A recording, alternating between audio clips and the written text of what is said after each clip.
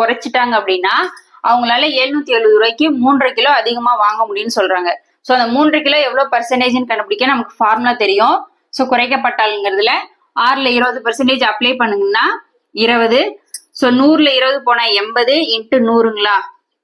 So cancel பண்ணா 1 2 2 4 2 8 1 நாள் 4 25 நாள் 100.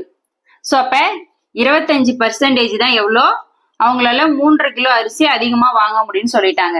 அப்படின்னா 1 கிலோ அரிசியோட விலை கேட்கறாங்க. அப்ப மொத்தம் 100%, 770 ரூபாங்கிற 100% வேணும்னா 4ஆல பெருக்கணுமா. இப்ப 4ஆல பெருக்குனீங்கன்னா 140 வரும். ஒரு ஸ்தானம் பண்ணா 14 கிலோ வரும். ஓகேங்களா. இப்ப 770 ரூபாய்க்கு 14 கிலோ வாங்கியிருக்காரு. அப்ப 1 கிலோவோட ரூபாய் தான் கேட்கறாங்க. சோ இப்ப கேன்சல் பண்ணா 14 70 வரும். திரும்ப 14 70 வரும். ஓகேங்களா. அப்ப 55 ரூபாய்க்கு